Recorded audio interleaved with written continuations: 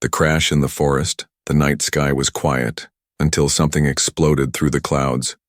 A fireball tore across the darkness, leaving a long red trail behind it. Birds screamed and flew from the treetops as the object smashed into the thick forest below.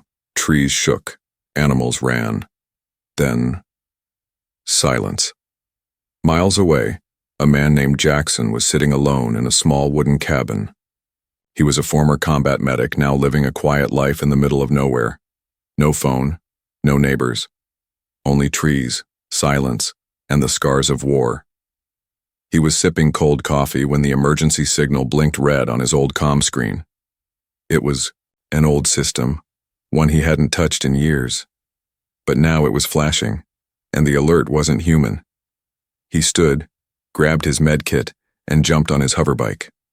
The signal came from the West Ridge, about 10 minutes' ride. Whatever crashed, it wasn't small. Trees were scorched, smoke floated in the air. Jackson parked the bike near the edge of the clearing and moved on foot. His steps were careful. His hand stayed close to his sidearm. In the middle of the clearing was a ship, or what was left of it.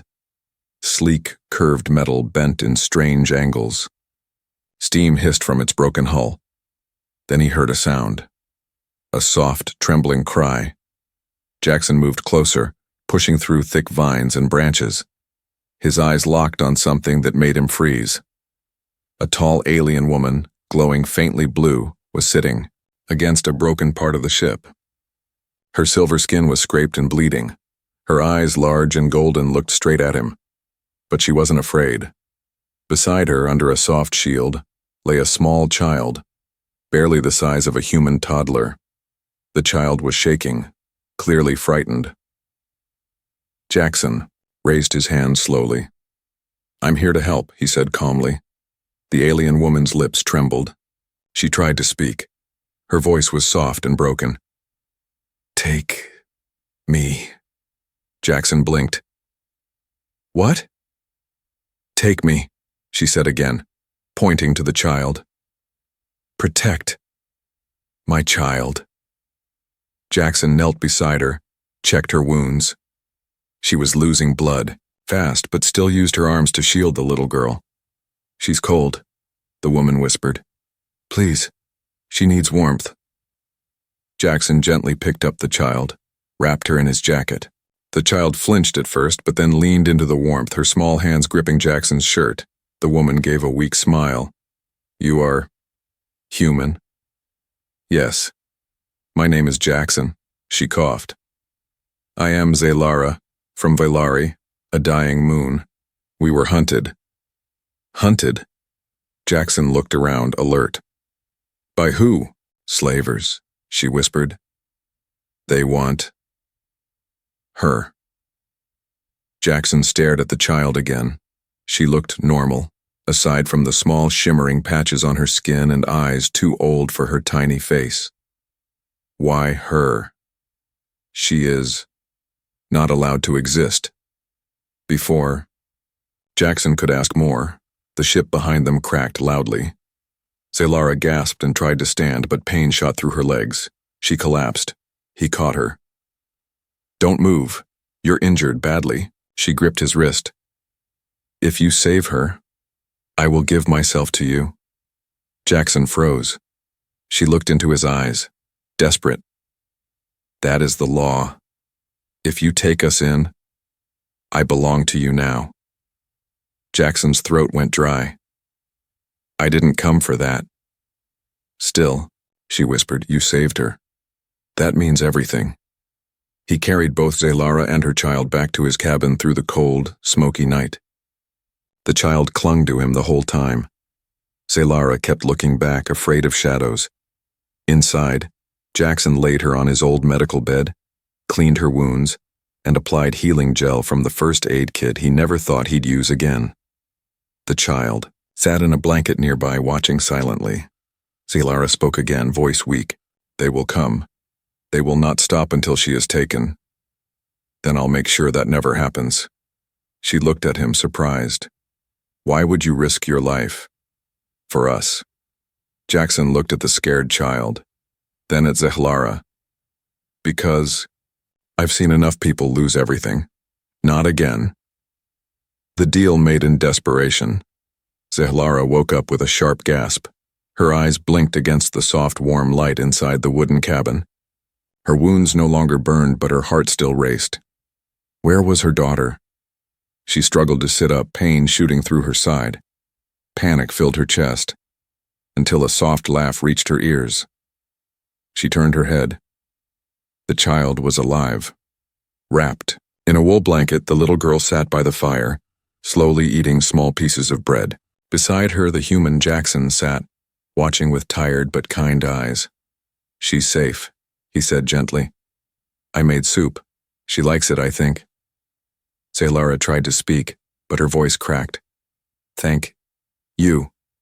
He moved over and offered her a small cup of water. "You should rest, you lost a lot of blood." She sipped, staring at him. "You are not like others." Jackson raised an eyebrow. "You've met other humans before?" She shook her head. "Only stories. Most say humans are dangerous, greedy, cruel." He gave a short smile. "Some are. I used to be dangerous, but now I fix things." Zehlara's gaze didn't leave his. "Then fix us." Later that night, as the fire cracked softly, Zehlara spoke again. "She is not just my child. She is forbidden." Jackson frowned. "What do you mean?" "I was a servant to a royal house. I was never allowed to speak to highborns, let alone carry their child. But one did. He loved me. We thought we could run, but he died trying to protect us." Her eyes grew distant. "Now they hunt her, not to punish but to erase. Her blood is a threat to their bloodline." Jackson looked at the girl. She looked so small, so harmless. "And you came here? To Earth?" Zehlara nodded.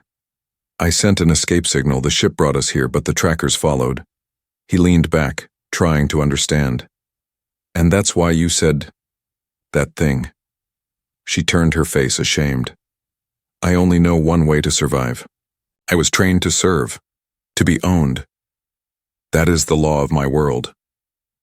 I thought if I offered myself, you would protect her." Jackson stood, walked to the window, and stared out at the forest. Then, softly, he said, "I don't want you to belong to me." Sailor's eyes widened. He continued, "But if you stay here, if she stays here, they'll keep coming." She nodded. "They won't stop." Jackson turned. "Then we don't run. We prepare." The next morning, Jackson cleaned out the old barn behind his cabin. It had been unused for years. He set up a shield generator he built long ago, a leftover from his time in off-world wars. Inside the house, Zehlara was slowly regaining strength. She moved carefully, always keeping the child near her side. But something was changing. She no longer flinched when Jackson entered the room. She smiled when the child laughed, and when she saw Jackson teaching the child how to tie her shoes, something broke inside her. Something cold and empty that had lived there for years. That night, as thunder rolled in the distance, Zehlara walked onto the porch. Jackson was sharpening old tools. She stood quietly before saying, "I don't know what kind of man you are, but I've never met one like you." Jackson kept his eyes on the blade. "I'm not special. You could have taken me," she said. "By my world's laws, you already own me." He looked up, serious. "I don't follow your world's laws. I follow mine." Zehlara stepped closer. "Then tell me your law." Jackson placed the blade down. "My law is simple. No one owns anyone, but I protect what's mine, by choice, not by force." She looked away, voice soft. "Then, protect her, and I will follow you willingly." Far above, in orbit, a silent ship received a signal, a red beacon. Coordinates locked. Life signs confirmed. Inside, a cold voice spoke to the others. "The child is alive. Prepare the retrieval team." Their weapons charged, their ship turned toward Earth, enemies from the sky. The wind blew cold over the trees. But the air wasn't natural tonight. Something above was watching, circling silently in the clouds like a hawk ready to strike. In the small cabin deep in the forest, Jackson cleaned his old pulse rifle for the first time in years. His hands were calm, his eyes were sharp. He didn't trust the silence anymore. Inside, Zehlara sat close to her daughter, combing her soft silver hair. The girl had stopped crying. She now smiled when she looked at Jackson. She had even started calling him something. "Jackson," she said softly. "Safe." Zehlara smiled, but it didn't reach her eyes. She felt it, deep in her bones. Something was coming. That night, Jackson woke up suddenly. A low humming noise buzzed outside, almost too quiet to notice. His instincts screamed. He grabbed his weapon and ran to the porch. Above the treetops, a shadow floated. No lights, no sound. But it was there. A dark ship. Watching. Scanning. Jackson whispered, "They found us." He ran inside. "Get up, both of you. Now." Zehlara didn't ask questions. She held her daughter close and followed him out the back door. Jackson led them to the barn where he had prepared a hidden room under the floor. It was small but shielded. "Stay here. No sound. No lights." Zehlara grabbed his hand. "Don't go alone." "I'm not letting them near her," Jackson replied. "You can't fight them. I've fought worse." Her eyes widened. "You're just a man." Jackson gave a bitter smile. "Maybe. But I'm a very stubborn one." He climbed to the rooftop and waited. An hour passed. 2. Then, movement. A small figure dropped from the ship, then another. Then 3 more. Silent. Dressed in black, with glowing blue visors and clawed feet that didn't crunch the leaves. Alien hunters. They didn't speak. They didn't search. They knew exactly where to go. Toward the barn. Jackson moved fast. He fired, one warning shot into the trees. The first hunter dodged and returned fire. A blue beam scorched the bark inches from Jackson's head. So this was no game. He aimed again and hit the second figure square in the chest. The armor sparked. The alien stumbled back, but the others kept moving toward the barn. Inside, Zehlara held her daughter close, whispering, "Be still. Do not cry. He will protect us." The little girl pressed her forehead against her mother's. "Mama." "They're afraid." Zehlara frowned. "What?" The girl placed her hand on the floor. A soft purple light spread under her palm. Zehlara's eyes widened in fear. "Child, stop. Don't let them see." But it was too late. Outside, the remaining hunters paused. Their visors blinked. One of them hissed through a mask, "The child has awakened." Jackson ducked behind a tree as another blast tore through a wooden post. He was outnumbered, outgunned. But then the air changed. A pulse of warm energy rolled out from the barn, soft, like a heartbeat, but strong enough to shake the ground. The hunters froze. Their armor flickered. Jackson stood slowly, stunned. What the hell was that? One hunter tried to retreat, but some invisible pressure, held him in place. From the barn, the door slowly opened. The little girl stepped out. Barefoot, glowing slightly. Calm. Jackson shouted, "No! Get back inside!" But she raised her hand and the hunters dropped their weapons, their knees buckled. One by one, they collapsed. Zehlara rushed out, eyes wide with shock. She knelt beside her daughter. "What did you do?" The child blinked, slowly. "I told them, stop." Jackson stood frozen. "What is she?" Zehlara looked at him. "She's not just royal blood, she's something more." "More?" Zehlara nodded. Her father was not fully Velari, he was gifted, old power, forbidden blood. Jackson looked at the fallen aliens. "And now they'll know she's alive and powerful." Zehlara whispered, "Now they won't stop coming." Jackson tightened his grip on the rifle. "Then we won't stop fighting." Above the forest, the ship turned slowly and disappeared. But it wasn't retreating. It was calling for reinforcements. The humans' plan the night after the attack was too quiet, not peaceful, dangerous quiet. Saylara sat beside her sleeping daughter inside the barn's hidden room. She couldn't stop staring at the girl's tiny hand. It had glowed.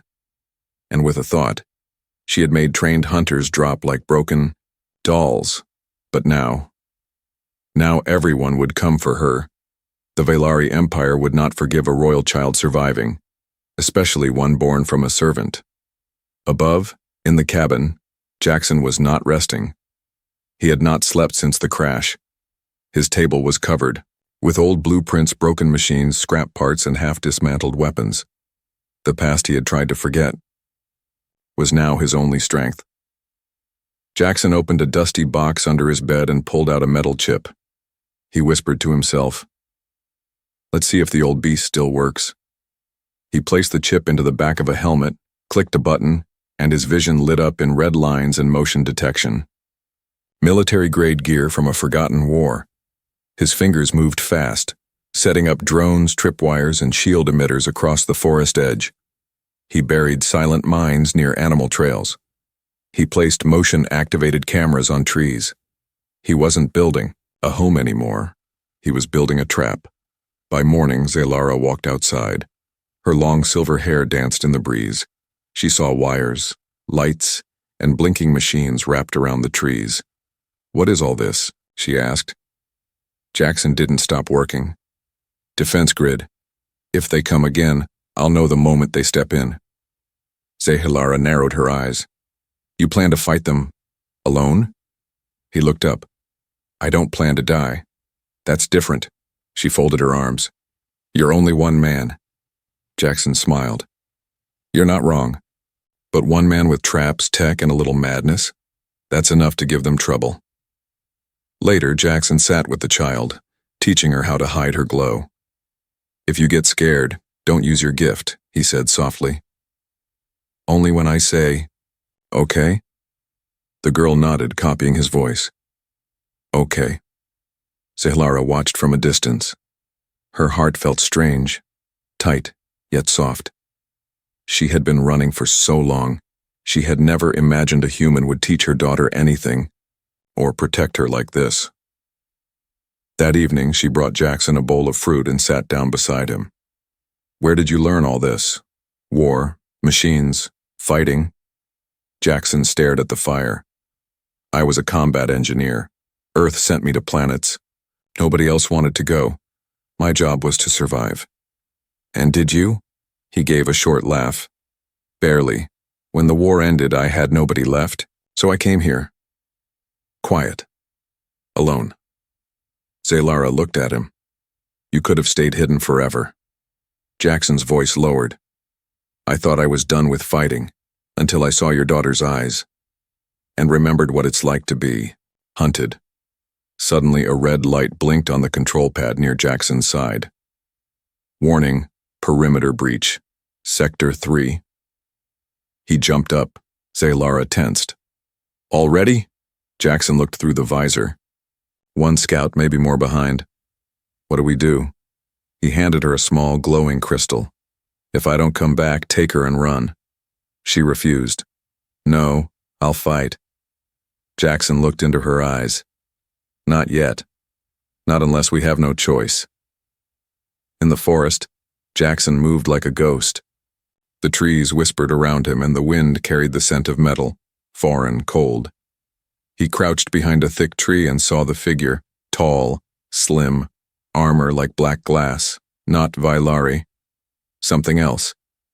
This one wasn't looking for a child. It was looking for a threat. It scanned the ground, pausing near Jackson's trap. Click. The mine exploded. Quietly, but enough to knock the creature backward. Jackson leapt from the shadows, tackled it and pressed a blade to its neck. But the helmet cracked open on its own, and a voice, female and robotic, said, "Protecting a hybrid child? How human?" Jackson's blood went cold. "Who sent you?" The alien smiled weakly. They all know now, and they're coming. Royals, bounty hunters, those who fear what she is. Then you should be afraid of me, Jackson growled. The alien's smile widened. You won't survive what's next, human, but thank you for delaying them. Then she self-destructed. Smoke rose from the trees. Zehalara saw it from the porch and ran into the woods, but froze when she saw Jackson walk out, face dirty, armor burnt, but alive. She ran to him. You okay? He looked at her. They weren't Valari, different faction, maybe worse. She whispered, How many will come? Jackson looked up at the sky. All of them. The attack at dusk, the sun was falling. A strange orange light washed over the forest. Calm, warm, but hiding something dangerous beneath. It felt like the quiet before a storm. Inside the barn, Zehalara dressed her daughter in new clothes. Jackson had stitched together from old jackets and scraps. The child smiled, unaware of what dusk would bring. Zehalara, however, knew better. Her skin buzzed. Her heart stayed tight. The air around her felt. Watched. From the cabin rooftop, Jackson lay with his rifle. He hadn't moved for hours. The traps were ready. The drones were armed. He had studied the ground like a hunter. He was not waiting for peace. He was waiting for war. Then it began. A single thud echoed in the distance. Then another. And another. Jackson adjusted his scope. Dark shapes emerged from the trees. Not walking, gliding. Armored figures, four-legged machines, insect-like bots crawling silently along the ground. Not just one group, two different factions, racing each other, and Jackson was caught between them. Zehalara opened the hidden door and peeked through the cracks. Her blood ran cold. Valari assassins on one side, tall, cruel, with face masks like bone. On the other side, mercenaries in dark red armor with burning eyes. These weren't soldiers. These were hunters for hire, paid to kill or capture. They didn't care who lived. Her daughter gripped her hand. Mama, they want to fight each other. Zehalara nodded. Because both want you. Jackson waited until the first mercenary stepped into the open. The trap triggered. BZ's crack. An electric net exploded upward, catching the enemy mid-air. The bot screamed and twitched, then fell, smoking. But that was only one. From the left flank, 3 Valari soldiers moved in with blades made of energy. Jackson fired. Pew, pew, 2 down. The third jumped and vanished behind trees. Jackson cursed, under his breath. They're splitting up. Zehalara knew hiding wasn't enough. She stepped out of the barn and shouted in a voice full of strength, You want the child? Come face me first. A laser blast zipped past her. She rolled behind a crate, holding her small shock blade tight. Then the child stepped forward, glowing again. No! Zehalara screamed, but the girl raised both hands, and everything stopped. The air shimmered. The trees bent as if they were bowing. Even the machines paused mid-step. Jackson's ears rang. What is she doing? He shouted. The girl floated an inch off the ground. Her eyes shone white. Her voice was not hers, it was deeper, ancient. She is mine, she said. The enemies didn't listen. A Valari screamed and lunged at the girl. Jackson jumped between them, bare hands blocking a blade meant to kill. His arm burned. Blood sprayed. But he didn't fall. He stared the attacker down. You touch her, you die. The Valari pulled, back shocked. You would bleed for her? Jackson raised his rifle with his uninjured arm and said, I'd burn the stars for her. Zehalara ran to Jackson, grabbed his arm. You're hurt, he grunted. I've been worse. The child floated down, her glow fading. They're still coming. Jackson looked at the burning woods. Then we finish this. The hunters from both sides turned on each other, arguing, shouting, then fighting. Blades clashed with lasers.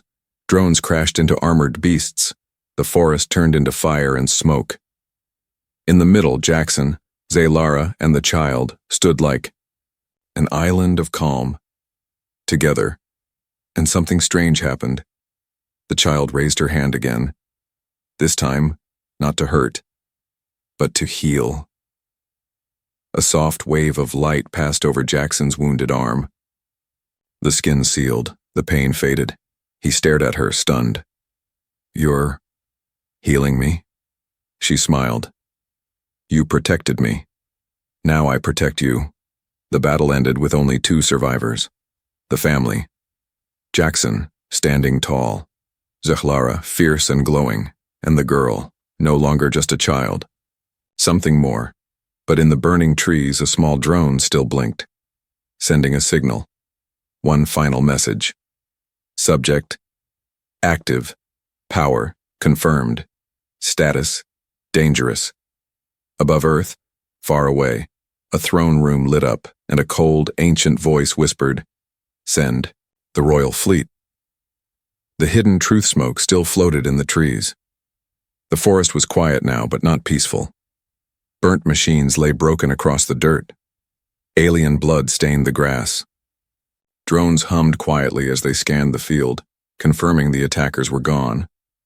Inside the barn, Jackson sat on a stool, breathing heavily. His left hand still shook, not from pain, but from what he had just seen. The child had healed him, without tools, without tech, just her touch, and a soft voice. Zahlara stood behind him, silent, staring at the same small girl now playing with wood blocks like nothing had happened.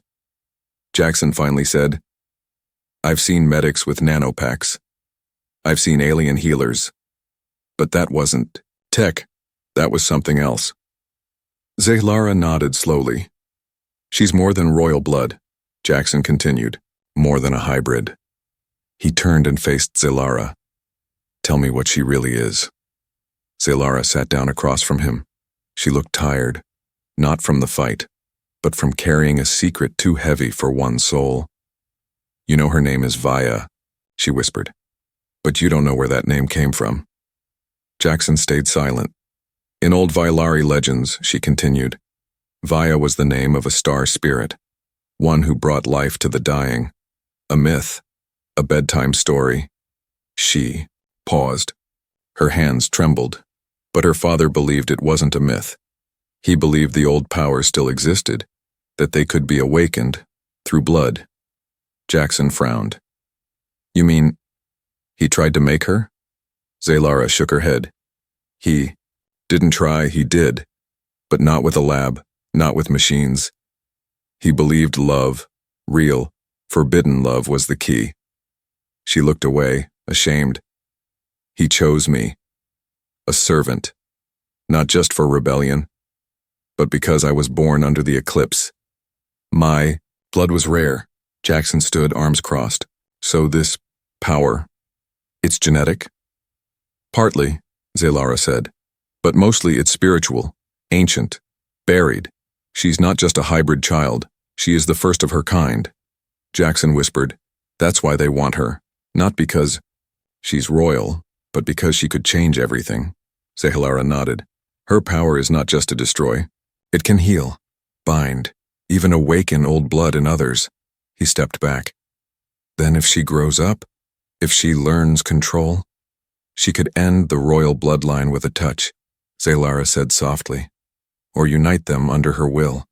Jackson stared at the child who now balanced a tiny rock on her head and giggled. He exhaled. "And Earth is now her hiding place." Suddenly the child stopped playing. She stood up, her head tilted. Then she said softly, "They're watching me." Zahlara froze. "Who?" The girl looked at the roof. Not the hunters, not soldiers, something older. Jackson moved quickly to the console. A blinking light. Unknown frequency. "Satellite pickup," he muttered. "Encrypted signal." He pressed a few buttons. A screen blinked, and then it appeared, a shadowy figure, golden eyes, a long robe. Not a soldier, a high seer. Royalty. The voice came through, deep and ancient. "Return the child, human, or you will burn beside her." Jackson didn't flinch. He walked up to the screen. "And if I don't?" he said coldly. The figure smiled. Then you will see the stars turn red. The screen cut off. Zalara looked at Jackson. They won't send hunters anymore, he nodded. They'll send a fleet. She looked at her daughter, then back at him. We have to run again. Jackson clenched his fists. No. Running won't save her, not anymore. Then what? He turned toward the barn door and said, We prepare the child for what she truly is. That night by candlelight, Zalara knelt beside her daughter. Vaya, she whispered. Do you know who you are? The child blinked. No, I'm just your baby. Zalara smiled, tears in her eyes. You are more than my baby. You are the hope of a broken world, and the danger of an old one. The child leaned her head against her mother. Will the human protect me? Zalara nodded. He already has. Outside, Jackson stared up. At the night sky, tiny lights twinkled above, peaceful, distant stars. But one of them was moving, growing brighter, closer. A fleet ship had entered orbit. The last stand and the new family. The stars above Earth had changed. One now glowed like a red eye, silent, steady, and watching. From orbit, the royal warship hovered over the forest like a god from another world. Sleek, silent, and deadly. Below, animals fled. Trees bent in the wind. Even the birds didn't sing anymore. Inside the barn, Jackson placed the last shield emitter on the roof. His hands were tired, burned, but steady. Zalara stood at the door, holding a tiny bag with a few clothes and food packs. If we run now, she said softly, we may have time. Jackson shook his head. No, they'll never stop. Even if we run to the edge of the galaxy, they'll find her. He turned and looked at the little girl now drawing shapes in the dirt. She deserves to stop running. A light appeared in the sky. Bright, blinding. Then, thunder. A massive beam from the warship struck down near the cabin, shaking the earth. Trees exploded. Fire roared. Zalara screamed, grabbing her daughter and ducking behind a stone wall. Jackson activated every trap he had built. Shields snapped on. Drones lifted into the air.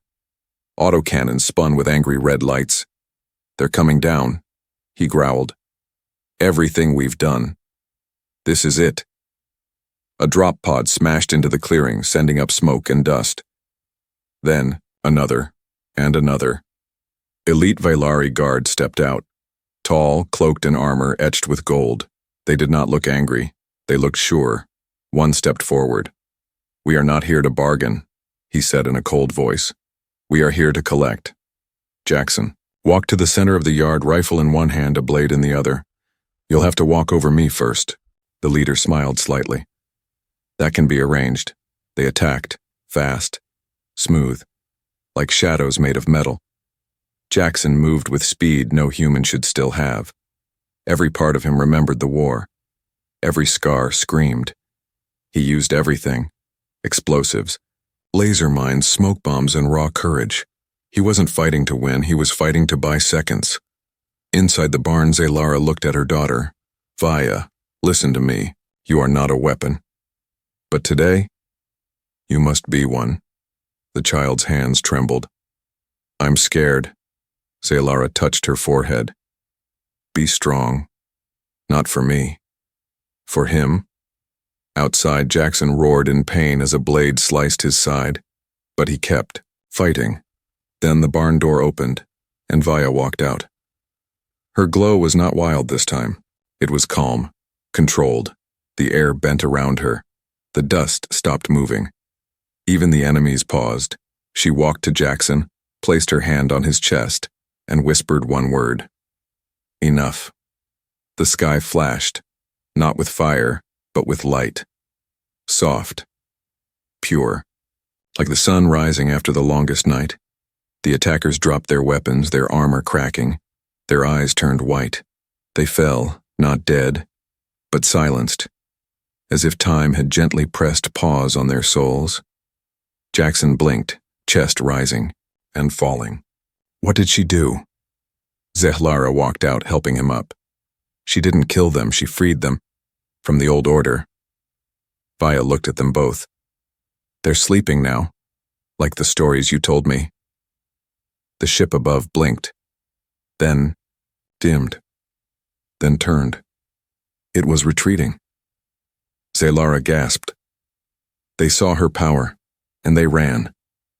Jackson sat down on the ground, eyes filled with disbelief. I thought I was protecting her, but she was the one saving us all. The next morning the smoke had cleared. The machines were silent. Jackson stood on the porch, bandages around his ribs. Zehlara sat beside him, her daughter curled up in her lap. She looked at him. You didn't have to stay. He smiled, tired. You didn't have to trust me. She looked at the child, then back at him. You took us in, gave us hope. In my world, that means something. Jackson tilted his head. What? She placed her hand over his. It means, you are one of us now. In the distance, a small flower bloomed through cracked earth, life growing again.